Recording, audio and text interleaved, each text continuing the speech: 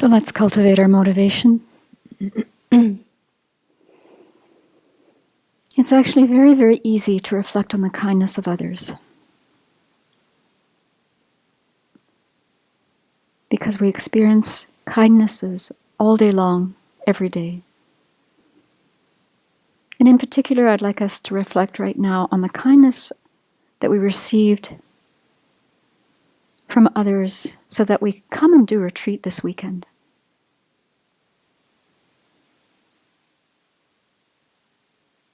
So if you're working at a job,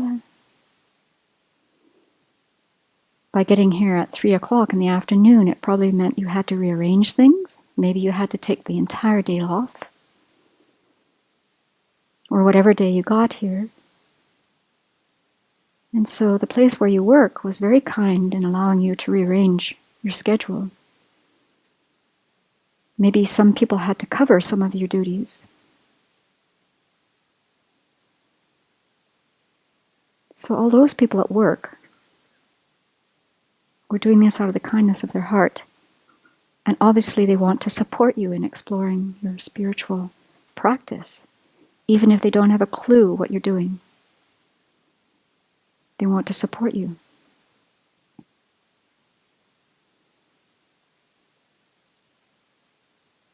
And then the people that you live with,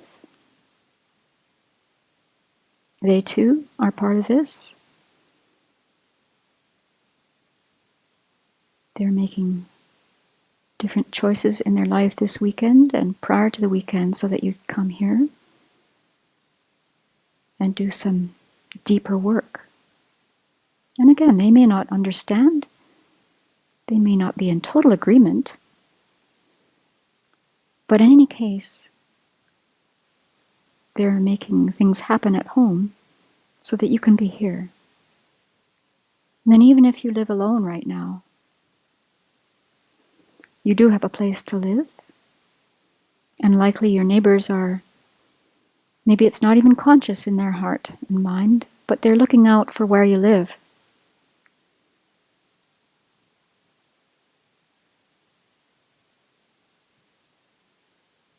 And then getting to the Abbey isn't really so easy. So in some cases, people had to fly. You can think of the hundreds, probably the thousands of people involved in an airline industry that are involved in making planes leave and arrive on time, sometimes.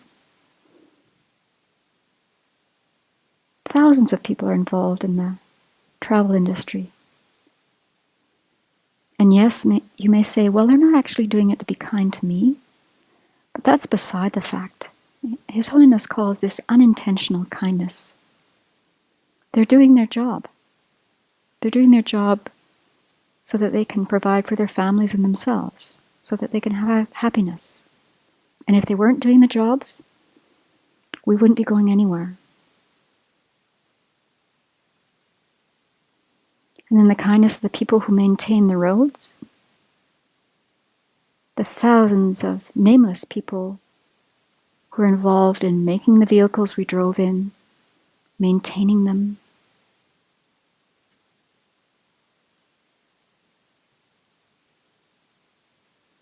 The kindness of the people who are working all over the world growing crops so that we have food to eat, the people involved in the transporting of the food. It's really overwhelming to think that just coming to a very short retreat involves thousands of people all over the globe so that we can do retreat. So let's spend a few more moments. You can bring to mind specific people who helped you come here. And then all the strangers, the people that we'll never meet, who through their activities made it possible for us to be here.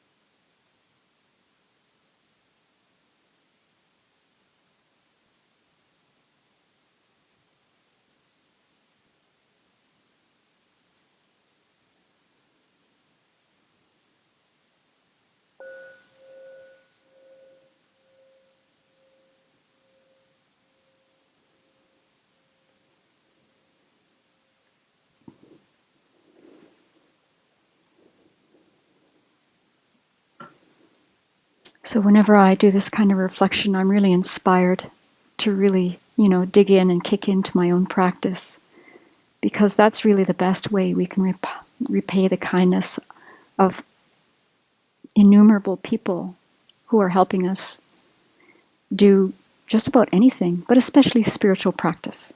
And that's a really valuable gift to repay. So here we are. It's the last day already. It feels like you just got here. How did that happen? And there's so much to reflect on with this topic. So we're just kind of scratching the surface, It's going to take the rest of our lives hearing more and more teachings, reflecting on them, meditating on them, asking questions, talking about it. But at least we took this time.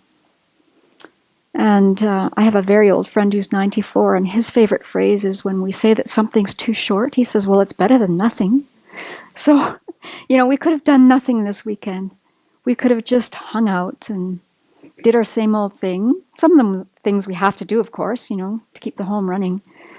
But this is way better. This is invaluable. Even if it's short, it's invaluable. And it's going to impact us now and in the future. And, everyone that we meet now and in the future will hopefully benefit from our sincere practice. So that can really be inspiring to think about too. So I thought I'd come back to the topic of equanimity just for a moment. I don't have my little puppet right now, but I'm going to just bear through that. It's really important to do that meditation every day. As we heard from Gary Payton, he has to do it every day for him to be calm and centered when he delivers his concerns about the planet. We have to do it every day. So somehow we can schedule that in, this discussion with ourselves about why it's not even realistic or practical to put people into categories. It doesn't even make sense.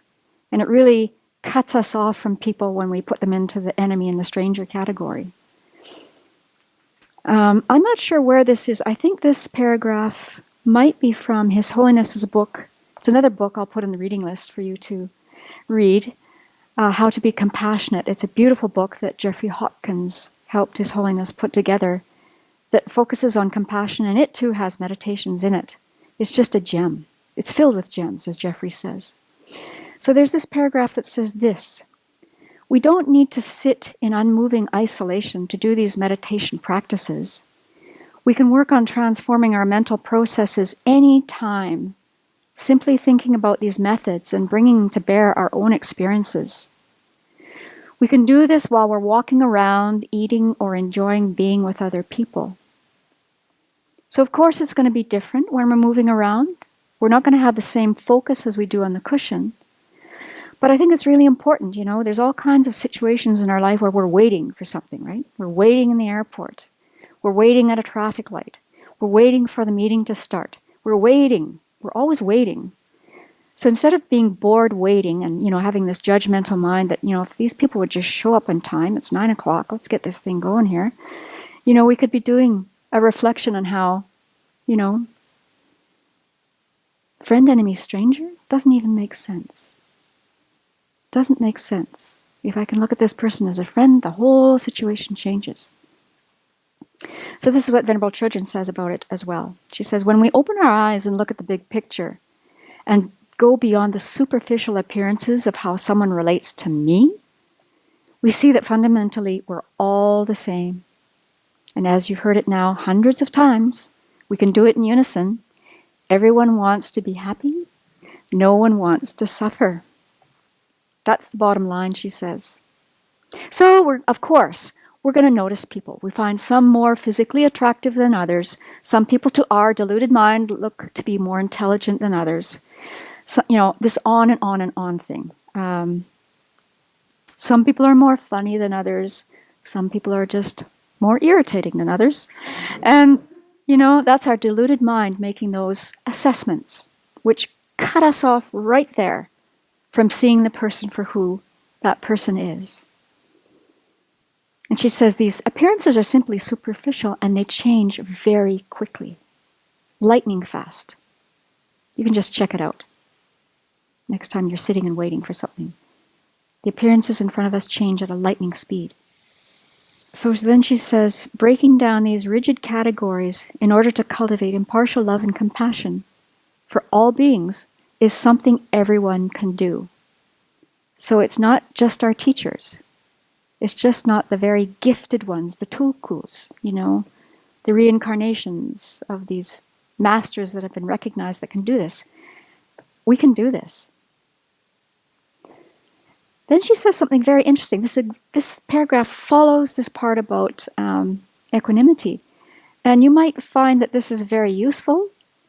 Hopefully not, but there's another way we can use this. So she says, a friend of mine works for the police as a mediator in hostage situations. He told me that the best way to resolve this fearful situation is to help the hostage takers get in touch with the common humanity they share with the hostages. So he says this, if you're ever taken hostage, let's hope this doesn't happen, but if you ever are, ask the hostage taker about his or her family, and then tell him or her about yours. If he's wearing a t-shirt with a logo of a particular sports team, a band, or a singing group, hopefully not a Sravasti Abbey t-shirt, then talk about that. That breaks down the barriers between you and the other person. It helps him or her to see this person is just like me. And it will make it more difficult for her or him to harm you. Now that's a pretty extreme example, but you know what? I'm not going to forget that one. Who knows, right? Who knows? No one imagined that monasteries in Tibet, 6,000 of them, would be ruined. And all of that violence would happen there. Nobody would have imagined that. So who knows? So a smaller version of that could be you're going into a situation and maybe it's going to be difficult, or you think it's going to be difficult and uncomfortable. Maybe you don't like going to meet the teacher night. Who knows? Well, you can get over that one by probably just checking in with the teacher and, seeing how they're doing. How are their kids doing if they have kids? How are their parents doing? You might discover you're both caring for aging parents. Kaboom! Connection. You drop the thing that you've carried your whole life that you had mean teachers, and I'm thinking you're a mean teacher too. That kind of thing. So we can just get rid of that. Anyway, I thought it was very helpful, and I thought you might like to hear it. I was fascinated to hear that. So we're going to zoom on right now to personal distress, which is something that can really get in the way of feeling compassion for others. And I think it's a totally normal direction for any of us to head, especially when things start piling up in our life. So we all have this aspiration to be compassionate. We all can do it. We all aren't really able, I'll speak for myself right now, to sustain it, but we know how to do it. But then things in life, as you know, get piled up, and maybe we are in the situation where we're working a full-time job. You might be raising children. You might be helping with your siblings' children if you don't have children, or you're also raising or taking care of aging parents. And I've seen this happen over and over again where people just get squished by this. And when you're trying to handle so many things, it's quite natural to head into personal distress. The medical field will call it compassion fatigue or compassion burnout. And we'll talk about that in a minute. But here's what Venerable Children says about this. True compassion, when we're in the state of compassion, enables us to look at suffering in all of its forms without feeling despair and without being limited by our own personal distress. So we know what that feels like, even if we've tasted it briefly. Sometimes longer, sometimes shorter. But personal distress and exaggerated grief, these are the close enemies of compassion. So we mistakenly believe that unless we're overwhelmed with grief or despair when we witness another's suffering, then we must not really care for them. We have to have this feeling of pain going in our own heart and mind if we're really going to be compassionate. Well, it's really not necessary to become personally distressed when witnessing others suffering, because as you know from your own experience, this totally gets in the way of us being effective, and it can really do a number on our own personal, mental, and physical health. So Venerable Chodron points out that in these early stages, when our compassion is still weak, then it's pretty easy to slip into that place of distress. Pretty easy. And she again says this: genuine compassion focuses on the person who is suffering and wishes them to be free of their suffering and causes. That's it. Personal distress, we get into this feeling of being really upset about it, and we're so upset about seeing their suffering that our pain actually becomes larger and more prominent than the pain we're witnessing. And so, of course, our mind gets clouded, we're confused, we're upset, we're very sad, we may be very anxious. We get to a point where we actually can't help anybody. That's personal distress. So in the book that she wrote with Dr. Russell Coates, I know, what is it called? Open Heart Life. It started with another title. She lays out the steps of what to watch for. It's just beautiful. So there's steps that we can start training ourselves to see so that we can sort of cut off the personal distress before it really kicks into gear. So number one, it starts off with us seeing another person suffering as so bad we can't do anything about it. Just looks really impossibly bad. That's the first step. And the second thing is that we feel that their suffering is hopelessly unbearable. And by seeing their suffering as hopelessly unbearable, then our own pain gets shooting up through the roof. And then we start to actually lose our ability to discern what is the responsibility of the person who's suffering and what is ours. That all gets sort of really cloudy. Then the third step is, and these may not all happen to you, but Venerable Chodron has laid these out as signposts to watch for. We may start feeling guilty about the other person's suffering, and when we think we should be able to do something about it. I know all these steps really well personally because I went into personal distress in a major way when I saw my parents, both of them, suffering with dementia, and their trajectory into that, and as the years progressed, how they slowly, headed towards death. So I really went into personal distress. I thought that I had to do something about it, and I could do something about it. Well, the aging process is not something we can do something about, and it will unravel as it does.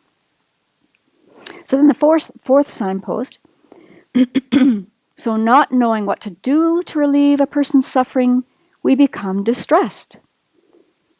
We may even become angry at the situation, or the person, or the policy, or the institute, or the event that contributed to others' suffering.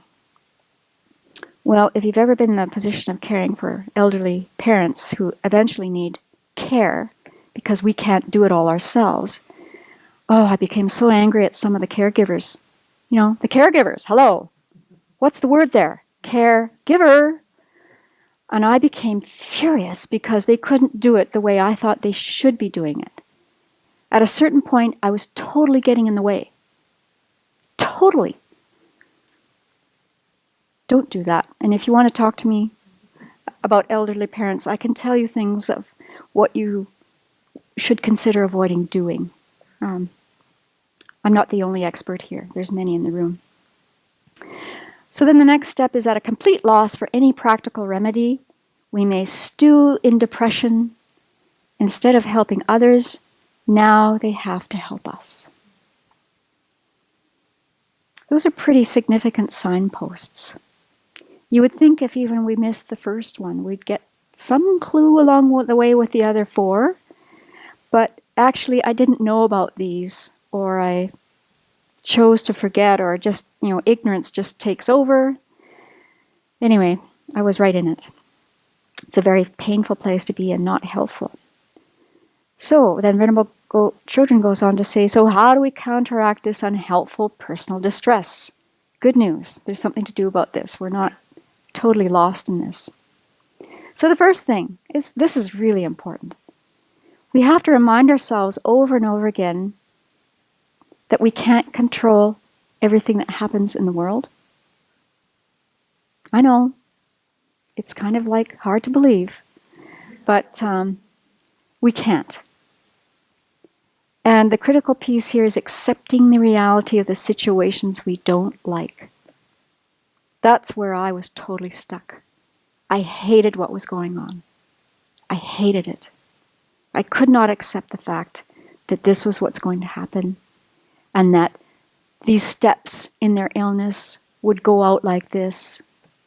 And I just was furious at samsara.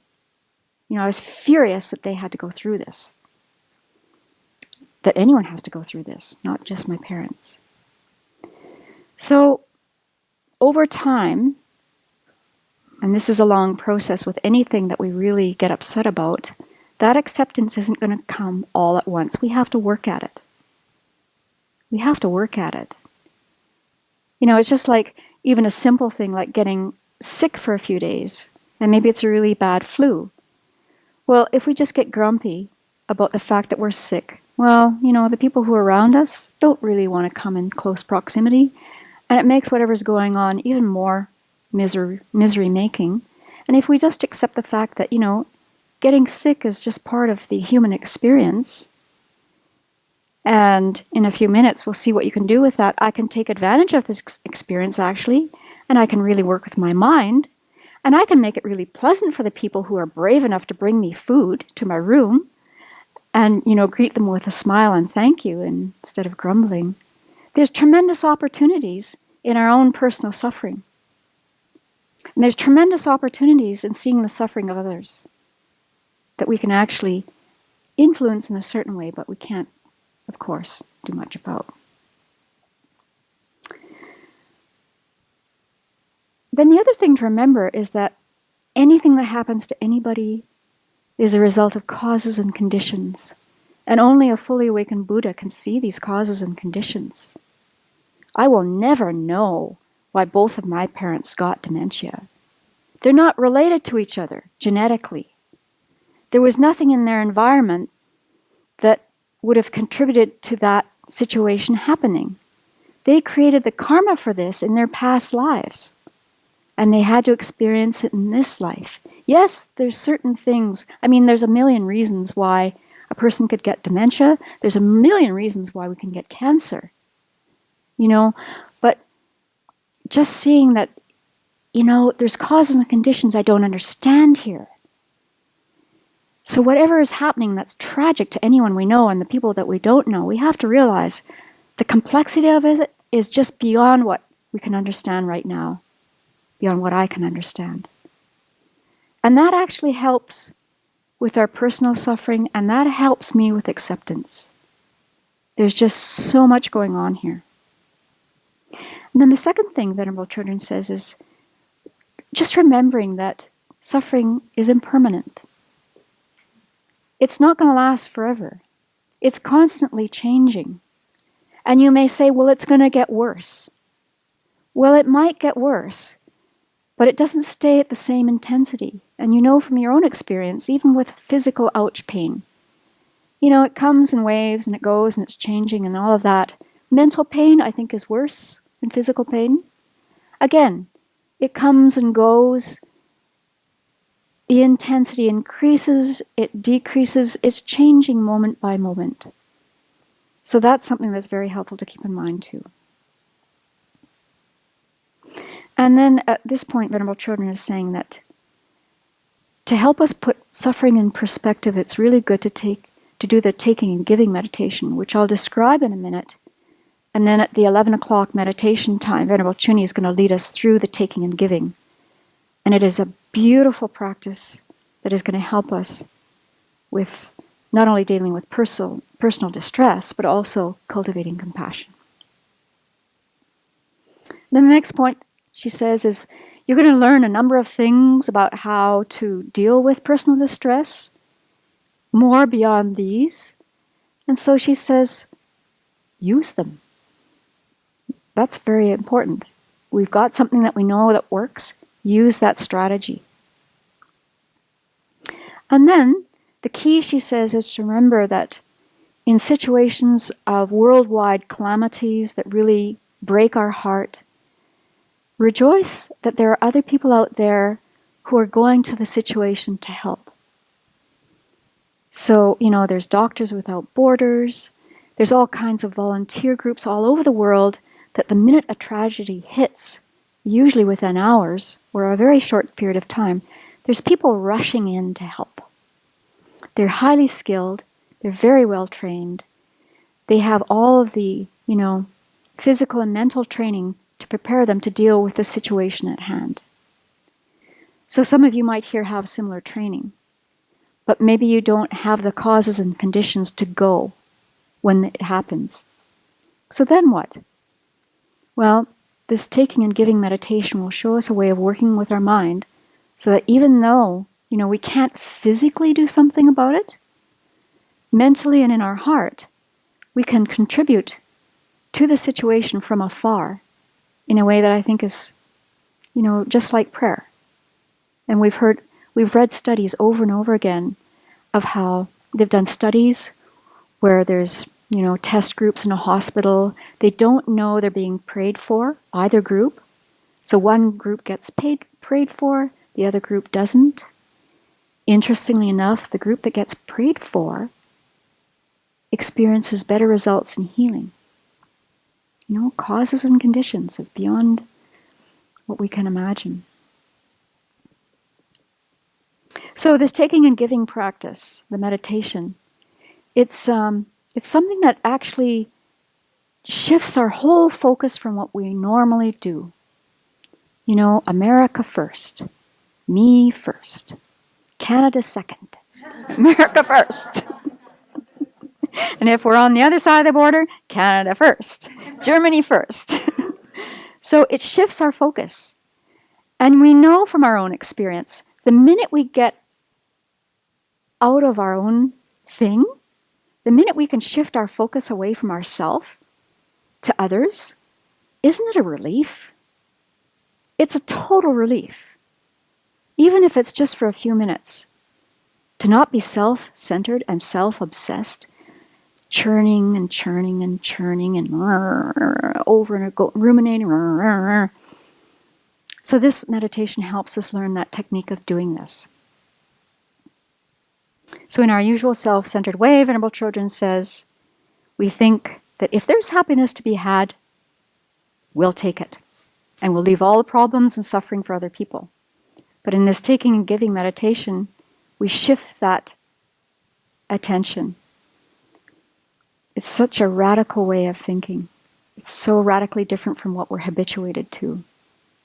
And if you're an adventurous kind of person, you might be just sort of really relishing the chance to get out of habitual pattern and look at something that's really going to challenge you. And it's not like climbing Mount Everest, Mount Everest is pretty hard, but in the end you could probably die. And then what?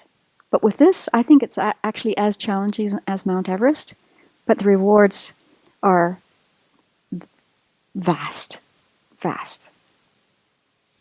The other thing I think we have to really spend time doing is being convinced that self-centered thinking is painful and unproductive. And we may not be there yet because we're so used to the necessity of looking out for number one. Maybe that's how we were raised. My paternal grandfather used to say to us kids, I'm really not sure to this day what he meant, but he would say, and he'd wrap his knuckles on the table and he'd say, I'm the best. Well, I didn't know if he wanted us to think that we were the best or if he was the best. But he was a very big person. So when he did that, I'm the best, we all just sort of got quiet. Maybe it was his way of making us shut up, Anyway, I don't know what it meant. But I know that all of us have this idea somewhere, like my grandfather, at some level, I'm the best. And I hope you notice, Stephen, even though you don't know who Ansel Adams is. We'll fix that one. I know. I'll drop that soon, Stephen. It's important to know when you tease people that they can take it. That's really important. And I think that Stephen would tell me if I've gone beyond. So, self-centeredness, it's a huge problem. It's a major obstacle to spiritual practice. It is the biggest obstacle, actually, to feeling compassion for others. And we want to get over it, of course. And I think that taking and giving meditation is a really fabulous way of confronting it and seeing where we're kind of feeling wobbly about, do I really want to turn my focus to others? Can I really feel that I want to give them... Well, first of all, here's what's going on with this meditation. We purposely, mentally, in our imagination, we take on a specific suffering of someone else. Mentally, in our imagination. So I'm going to talk you through how this will work, and then Venerable Children will lead us through it. So we take it on. And then there's some steps I'll describe. And then we purposely give them our happiness. Does that sound daunting? A little bit. I think parents have a little bit of a advantage with this one. Because I know all kinds of women that have told me as they're raising their children, and it's just because I happen to be talking to women, I'm sure the dads would say the same thing in a different way. I just happen to be talking to women because I taught in an elementary school, and most of the people I spent my time with in an elementary school were women. So they would tell me this, their child is sick, their child is very sick, their child might have cancer, their child is being bullied at school, their child is being picked on, all in all, that terrible suffering that we experience as children. And they all said, if I could take that suffering from my child, I would do it. If I could just only remove that suffering. And this is what this meditation is all about. Having that wish, if I could just take this from you so that you don't have to experience it. And give you the happiness of knowing how to work with your mind and how to cultivate joy and how to not engage in negativity. It's not about taking things... Well, it's about taking things that are causing suffering, but it's not just giving someone the material things that we think might make them happy. Some people might think that having enough money would make them happy. It'll help, but that's a really temporary thing that doesn't really touch anyone's heart in the end. But it's giving people joy and courage and fortitude, those kinds of qualities, so that a person can live in a very fulfilled, alive, present way and not be weighed down with, depression and suffering and sadness. So, here's what happens. Let's see. The way the meditation is taught is that we actually start by taking the suffering from our future self. So, you might not pick the hardest thing that you're going to face in the future. If right now you're not too comfortable about thinking about, your death, you might just think about something that that's going to be difficult. Maybe there's a meeting coming up that you're not too keen about and you're feeling nervous about. You start with the simple things first because it's like riding a bike. When we were little kids, we didn't get on an 18-speed, mountain bike and fly at it like that. We had to start with a tricycle, Or maybe if you were a gifted person, you didn't need a tricycle. Maybe you had just a two-wheeled bike. So we just go slowly so that what we don't want to do is we don't want to force our mind into something that the mind is going, hey, wait a minute, that's a bit too scary, I'm not ready for that yet. My mind is very much like a wild horse. I have to coax it. I have to sort of, give it treats. Like, how about this? How about this? And I don't want to break the horse. We know all about, is the horse broken yet?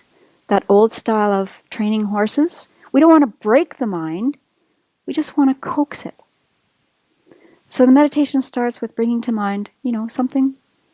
At this point right now, I can easily go to something like the sadness I'll feel when I can no longer walk.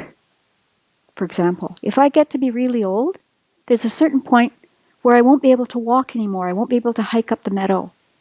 I won't be able to hike up to Sukhavati. I'll probably need help going on the stairs. If I get to be really old and, and there's people around who want to help me.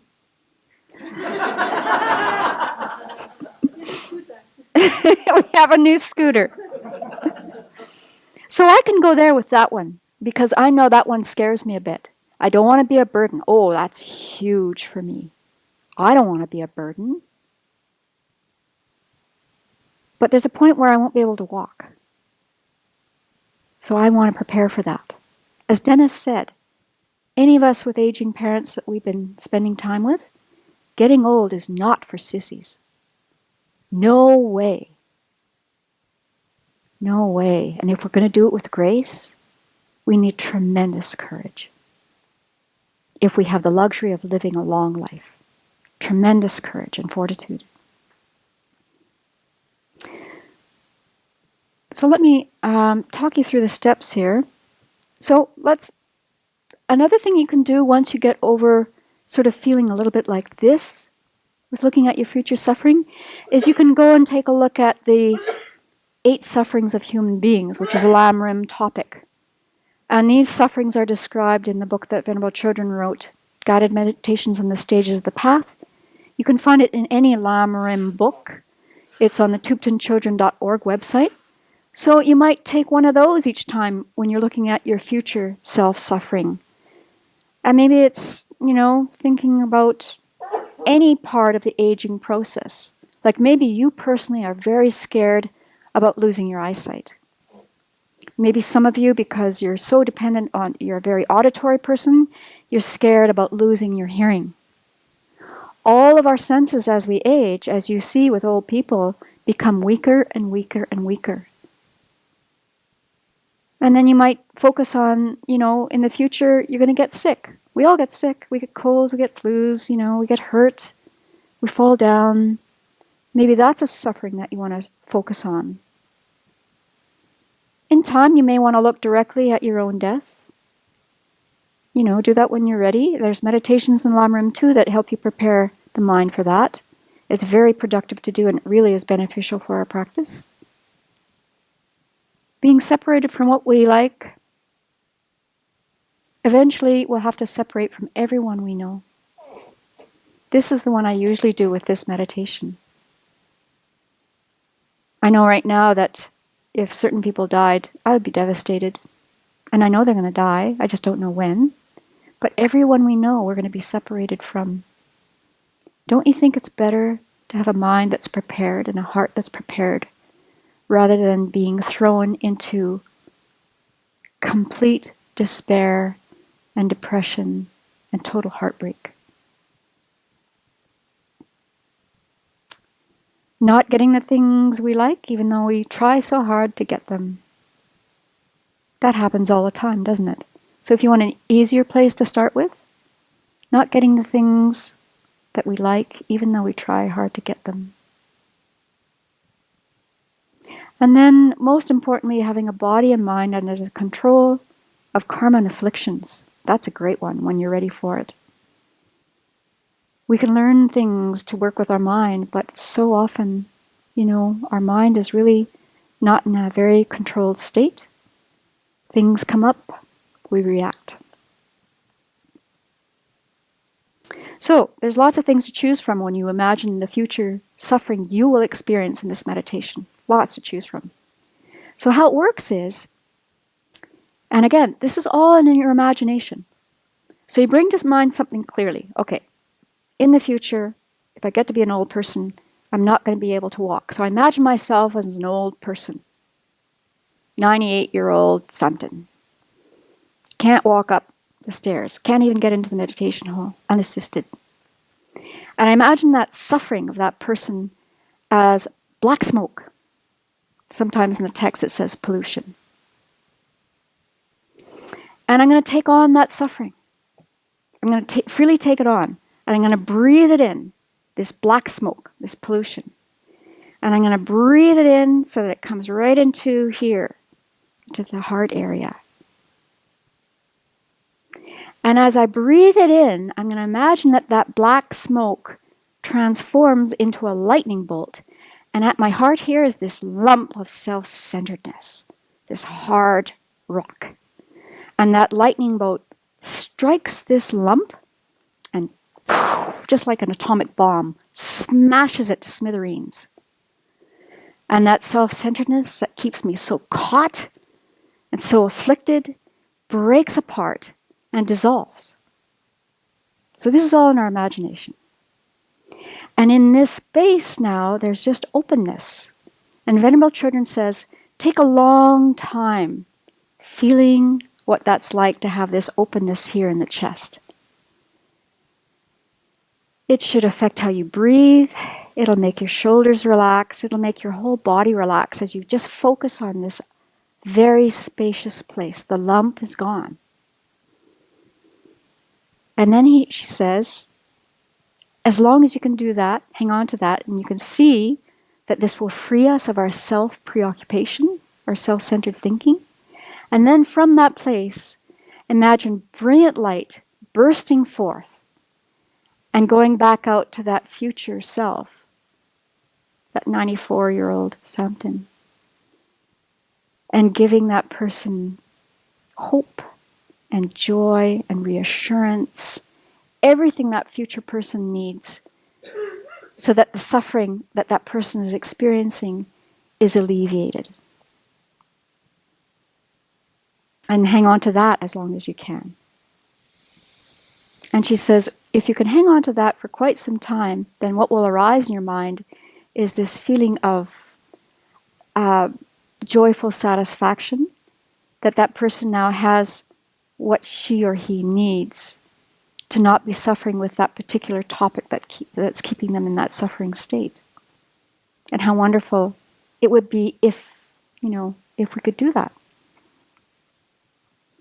So we spend some time doing this kind of practice for our future self, and then we move on to a friend. And again, you get very specific, bring something to mind that you know is tough for a friend. And then the whole birth, aging, sickness, and death that your friend will experience. And keep doing it for a friend. Then when you're ready, move on to a stranger. Someone that you noticed in the airport, someone you see every now and then in Safeway. You pass a homeless person on the street. I bring them to mind. And then again, imagine what kind of sufferings they're going to experience. And then we go on to the challenging person. And again, we do the same steps. And you may notice at first that there might be some resistance. But as we get very familiar with this meditation, and as we're working at the same time, understanding why is this mind labeling that person as challenging, then the meditation becomes totally possible to do. So Venerable Children says, if we make this a very consistent practice, what this meditation will result in is that we will really have a stronger, more ready mind that's ready to move towards compassion, and it will really lessen our own suffering. So maybe I'll pause for a minute. Does anyone have any questions or comments about this practice? We will be doing it with Venerable Chuni. I just wonder how easy it is to, when you're imagining someone else's suffering, how you can stop that from transforming into personal distress.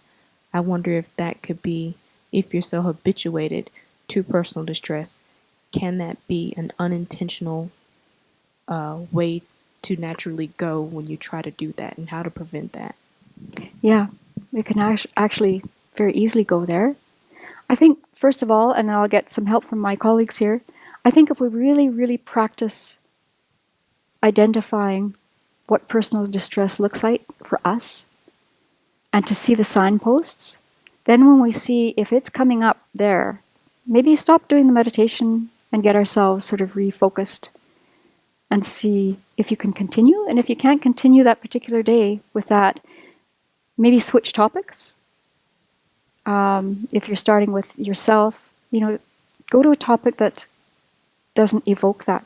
Anyone else have an idea? I think the best thing is really focus on the middle stage. I used to make the mistake of taking the suffering, oh yeah, blast with, and then taking more suffering, oh yeah, blast. But really focus on taking the suffering and smash that self-centeredness.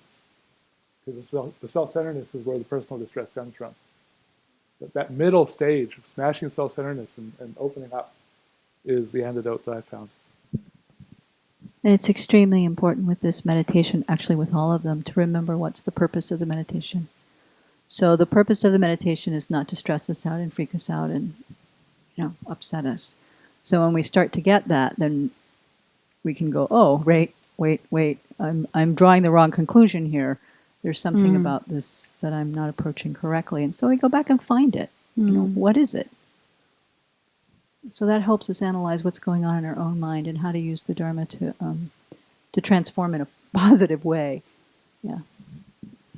I just wanted to mention, because I consistently have trouble with this, if you find that you're getting pain at your heart, when you do any of these meditations that we do where there's any focus at the heart, Venerable has taught us, and it's quite effective, is you move the location down to the navel. Mm-hmm. You shouldn't have any painful sensations at your heart when you do any of these meditations that involve any visualization with the heart. And if you do have that, you should move the location to your navel. This is probably personal distress when, like, I observed when, like, an animal or a person hurts themselves, like, I observed sometimes when the cats hear somehow the door and their tail is between the door and the door shuts down. It's kind of my hair standing, my whole body is like, this vibration, kind of like really like a shock, I don't know. This is personal distress, and how can I protect myself towards having such a strong reaction? I sometimes have the situation where I see physical suffering and I can feel pain in my stomach. Similar kind of thing. When I was first learning this meditation, one of my cousins was dying of cancer. And, well, again, of course I went into personal distress at that point. She was in her 40s, she had children, she was at, the peak of life. She had a beautiful husband, beautiful children, an extended family, she was a musician, hardly ever sick in her life. And she gets cancer that could have been actually dealt with. And she was living at France in the time, and she was living the bohemian life and the musician's life and had a strong body, didn't go for yearly checkups. She could have not been killed from this illness. Anyway, so I decided, the best thing I could do for her, for me, was to do this meditation. And I was doing it a lot. And I think I was doing a fairly good job. But there was a certain point where, when it was clear that she had 6 months left to live, I could not, in the meditation, take her cancer. I couldn't. I thought, I imagined, and this is my wrong thinking that I want to share with you, I imagined that I felt so close to her that I could probably also get cancer in my effort to take it from her. That is not true. We cannot take anything from anybody. If the Buddhas could, they would. An ordinary person, the Buddhas can't, we can't. And so I felt guilt. And so eventually I was so messed up, I wrote to Venerable Children, I wasn't here at the time, and I told her what was going on. And of course, in her beautiful, skillful way, she wrote back a response that we'll just paraphrase. She said, you don't have to worry about this. You're not going to take your cousin's cancer. Don't worry about that. And she said, also, your cousin isn't the only one dying. We're all dying. Your cousin happens to have a clearer idea of when it's going to happen. She could have said in the letter, she didn't, you might die before your cousin. But she knew me better. She knew I would have really freaked out. And then she would have had a crying phone call. It was very helpful. I could then sort of get over myself. That self-centered thinking, got in the way again. And it was very helpful doing that meditation for my cousin. And then after she died, and doing it for her kids and her mother and everybody involved and myself. Very helpful. So if you're worried about that, we can't take it on. And then you may think, well, okay, if we can't take it on, then what the heck good is it? Well, I think that if our mind is in a better place, we are going to affect the people around us.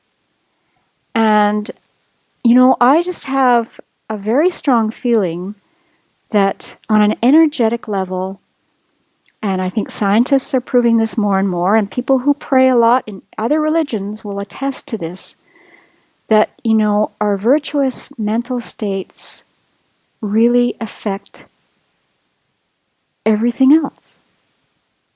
And so, who knows, maybe that's totally wrong, but it's not anything to sort of dismiss, So, it's a very beautiful practice. Then, yes. Just thinking about that experience, a lot of people are empathic or empathetic in a way where they have maybe a physical reaction to other people's suffering. It maybe isn't not 80% of the population, but a good number of people. And one of the things that in my earlier work of trying to be sensitive to the suffering of other people, one of the things to pay attention to, if you're not the person who's directly receiving it, but you're feeling this kind of physical response that's scary for you, two things. One is to recognize that it's simply a sensation. As soon as we label it pain, then we get scared, then we grab onto it, then we can slide into personal distress. But if we can train ourselves to go, oh, look, a sensation. That's a sensation. How interesting. That's a sensation. It's not the same pain as that cat's getting knocked in the door. It's a sympathetic or an empathetic reaction, but it is simply a sensation in my body. So if we can catch that there, as soon as we start to label it, oh my God, I've got the same pain. Do I have, is something happening here? It's not. You can rejoice in having that level of sensitivity, if you wish. You can allow the sensation to simply pass through and then use that to, deepen your own heart. But it's a barrier against that personal distress and fear that arises. Thank you. Do you have something? Venerable Simke, did you have something? Yeah. Please, we've got time. And then we'll go to the back to Brenda. Just one comment is that I have to keep remembering that this is not about making changes out there. It's about making changes in here. To be able to have the mind, forget about the activity, the mind to be able to take on the suffering of the most horrendous, unspoken horror of the worlds. To do that with an open heart and with compassion and wisdom, totally engaged. That's what we're trying to cultivate. Mm-hmm. What happens on the outside doesn't really, not that it doesn't matter, but that's not where the training is. And I have to keep thinking, because I'm so goal-oriented, I'm so solution-oriented, that I've got to have something out there to verify that what I'm doing is okay and right. When in fact, the mind that gets that strong is going to be capable of doing just anything. But it's the mind that we're working on, not for the goal, not for some sort of result. So I watch myself with my result. That's valuable. Thank you. At the back, Brenda? Maybe it's just clarifying or connecting it to something that I already learned in my Catholic tradition, of anointing of the sick, thinking about taking that on as my, someone else's illness as my personal distress. I think it's when I take it from praying for that person for a cure, instead praying for that person for healing. And they're two separate things. Yes. And that you give it up. I mean, is that kind of what you mean as far as like not taking that on, and also that it's not my cure either, that it's my healing as a human being. Yeah, and also in that healing, maybe the person still dies, Exactly. but may they have a mind and a heart that is at peace and not, disturbed. And may they, go towards death with this sense of having fulfilled, done very meaningful things in their life and touching many people. And that kind of thing is really about healing, I think. I think my experience with this practice, the question of, okay, so we can't actually take it on, we can't change anything out there. What good is it? It gives me the courage to engage in the situation. And maybe I can't cure the illness. Maybe I can't take away the big suffering, but I can be there. I can provide what I can. Where without this practice, I'd be just turning away from it. I wouldn't be present. I might not even be in the room because I can't handle the situation. Right. One time I was doing that exercise, and what it did for me is that I realized that I was destroying what was keeping me away from loving others. And I couldn't put words, and I shared that, and Venerable Jojo said, "Oh, you're starting to destroy that self-centeredness." So what does the self-centeredness does? Like, I was thinking of Teresa, Sister Teresa, that she helped all those people. And I heard many times, how can she do that? Ugh, touching those people, or the people that we see in the street, that we're afraid of them. We're afraid of going towards them. And this is what I understand for myself. What is the self-centeredness? I'm cut off from you. So when I took that, I read, oh my God, I'm hitting what the fear of connecting with you, and me. So that's what it means for me. Thank you. This actually has been a very timely review for me this morning. I've been going through a situation, and I had a conversation with Venerable Jingme too this morning that was very useful. But listening to what she said and coming into this talk and listening to what you said has really made it so clear that what I have been experiencing is very, very strong personal distress, and that's based on self-centeredness. For the longest time, I couldn't see that. My mind just wouldn't go there. And it's just so clear right now. And it's also very clear right now that in that state of mind, I'm not useful to anybody. I cannot help anybody. I don't have the wisdom. I don't have the resources. I don't have the capacity, because the mind is flooded with just the self-centeredness. And so Venerable Semke's comment about, how we develop that strength, how we develop that mind that can actually be in a compassionate mode without being deluded or afflicted. It just hit me how valuable that is, and how getting the tools and getting the opportunity to look at it and develop it is just invaluable. So yeah, thank you for that. It's very clear. Thank you. Well, thanks to everyone for sharing. We've got more. Dan. No. So I'm wondering if there's like shades of gray here. So when it comes to personal distress, right? Like that could be debilitating and very powerful and overwhelming, right? But I wonder if also like sometimes I notice when I'm having compassion, I get some anxiety. It's not debilitating, but it's there. And I think when I look more closely at it, it is like self. There's something about their suffering that I want to be over, but there's kind of I want it to be done in my way kind of thing. But it's not to the point of being personal distress. But I recognize it. So there's still some anxiety there. So I wonder if it's a matter of degrees as well. Yeah. I mean, I'll just speak for myself. My compassion is wobbly. My personal distress is pretty darn strong. And so, there's elements that get mixed in there. And as Venerable Chögyam says, at first our compassion is weak. And just knowing, these signposts of personal distress, just meditating on those, I think, so we can sort of start catching them. And continuing to develop our compassion mental state.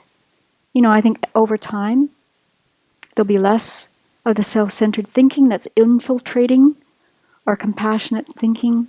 But yeah, it's, I think, for most of us, mixed. For me, what helps me with that, I'm maybe simple, but I just kind of do two things. I expect that I will feel something when I see suffering. I don't think there's anything wrong with feeling something, and even His Holiness has spoken of that. There is some impact. But what I find to me to be the most salient thing is when it gets like, what's happening here? Am I in personal distress or am I in compassion? Where's the object? Mm-hmm. That's the one thing I go to, like, am I thinking about me or am I thinking about that other person? It's that simple in my mind. And usually, if I'm thinking about myself, I'm more on the side of personal distress. When I'm actually thinking about the other person, I don't have personal distress. I might still have emotion. I might have some impact. But really, the focus is on the other. And hopefully we do have some emotion. I think of people who work in an emergency room. If I went in there and I was really in bad shape, and the doctor goes and falls to the floor and faints and cries,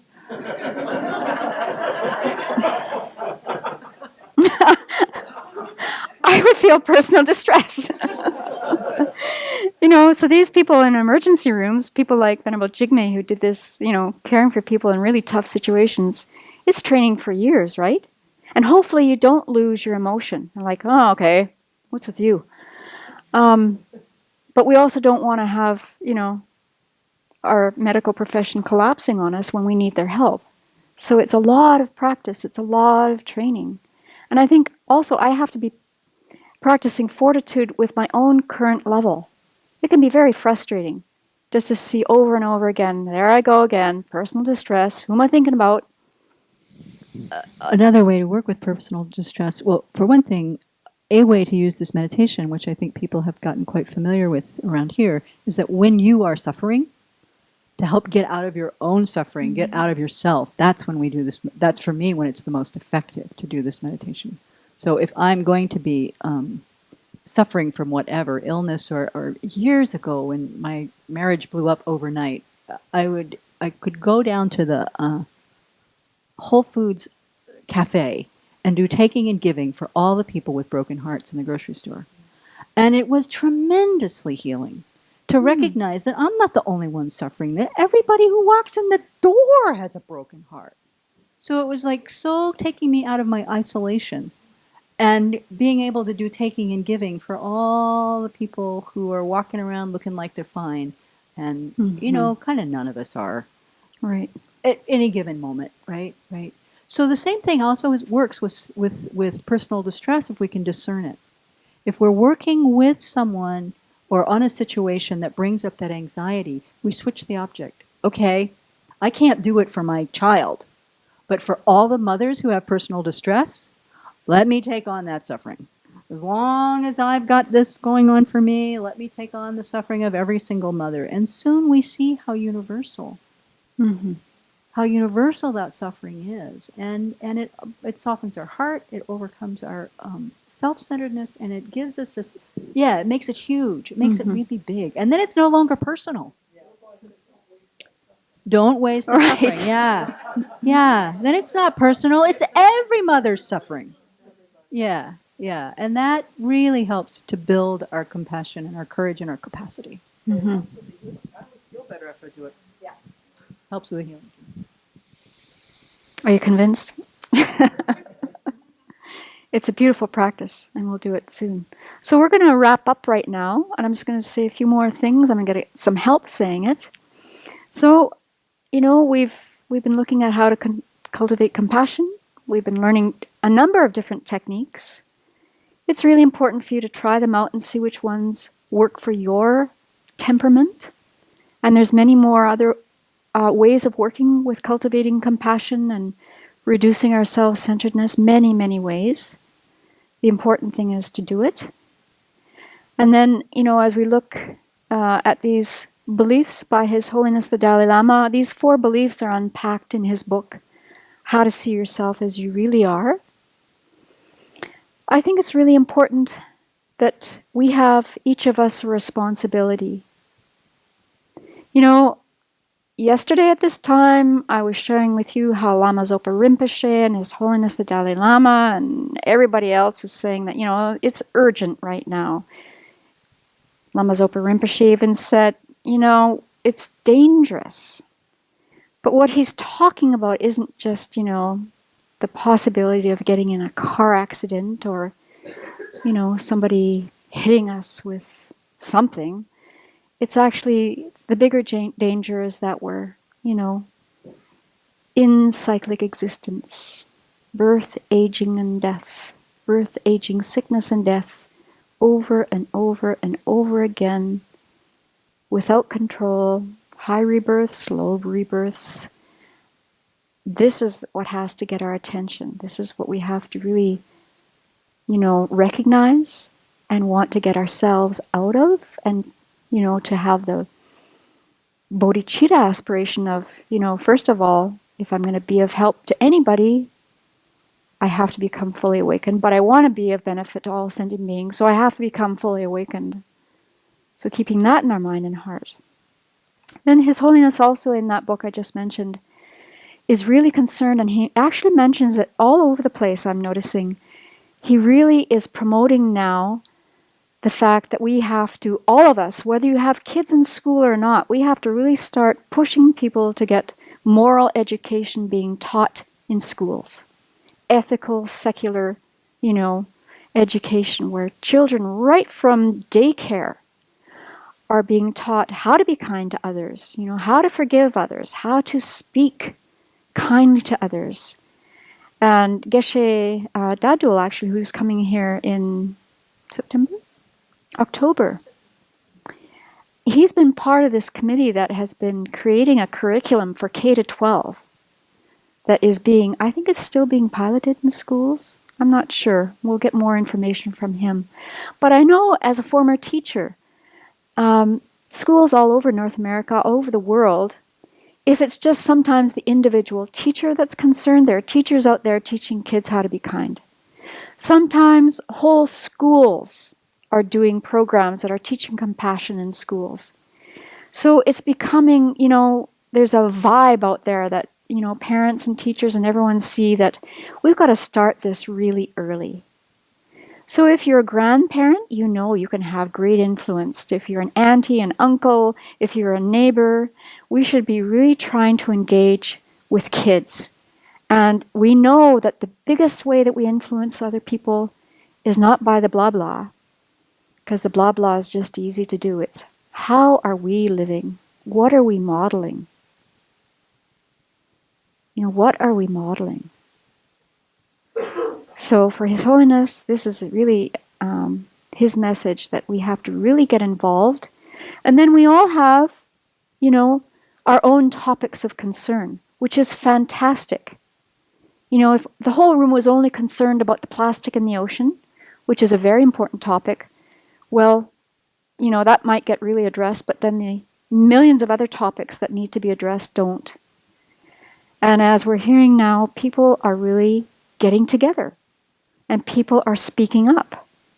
And so the night that Venerable Chuni and Venerable Sultan and I went to this conference at Gonzaga University in December, And there are all of these people gathered, of all nationalities, age groups, religious faiths. That night, I'm telling you, I felt connected. I felt like this is a small representation of the planet, and we are looking at each other as equals. It was great. I feel like that here too, but it's kind of like this situation here is kind of unusual, People are coming here intentionally with this kind of aspiration. But out there at Gonzaga that night, wow, it was beautiful. Hearing how it is for a Muslim person in Spokane and hearing them talk about all the spikes and hate crimes directed to their group, and they're not mad about it. They're concerned, but they're working it because they have to work it. And then hearing, these young people who are part of the undocumented, people in the country, and there were 2 people speaking that night. They're concerned, if they're exported, these 2 people said if they have to go back to their own country, they're pretty sure their life will be over pretty quick. And again, they weren't speaking from a place of anger or blame. They were asking all of us to listen and understand and to do something to support them. So I think we have lots to do, and in order for us to do this in a very kind and wise way, we have to really cultivate our own wisdom and compassion. And so, since we don't have anyone here who speaks Italian, I'm really serious about this. I would have someone say His Holiness is, I'm mixing those 2 up. But Pope Francis, this revolution of tenderness, I would have someone read it in Italian. But I think the next best thing would be to have someone who could do an Italian accent. I don't think anyone's here, read it. But the next best thing is to hear Venerable Chuni read it with a Georgian accent. Now, if the first time through causes us to giggle, what we'll do is we'll just edit the tape. We'll go through it 2 times so that the second time we can really hear it. But I'm honest about this. The Georgian accent for my ears, and because I'm sitting here right now, I get to say this, is such a gentle sound. And people from Georgia seem to really know how to take care of people. It's my impression. So I thought, let's hear from Pope Francis in a Georgian accent. I'll close with something from His Holiness in a Canadian accent, and then we'll dedicate all the merit. Thanks, Venerable Chuni. Yeah, I want to qualify it though, because I thought, are you kidding? But, I thought about some great Georgian bodhisattvas in training. Dr. Martin Luther King, Jimmy Carter, who's become a great statesman, and even His Holiness the Dalai Lama now has a seat at Emory University in Atlanta. I thought, well, okay. Okay, we'll do it. Okay. Shall I start right at the very beginning? Yes, please. Okay. We'll see how I do. The third message I would like to share today is indeed about revolution. The revolution of tenderness. And what is tenderness? It is a love that comes close and becomes real. It is a movement that starts from our heart and reaches the eyes, the ears, and the hands. Tenderness means to use our eyes to see the others, our ears to hear the other, to listen to the children, the poor, those who are afraid of the future. To listen also to the silent cry of our common home, of our sick and polluted earth. Tenderness means to use our hands and our heart to comfort the other, to take care of those in need. Yes, tenderness is the path of choice for the strongest, most courageous men and women. Tenderness is not weakness, it is fortitude. It is the path of solidarity, the path of humility.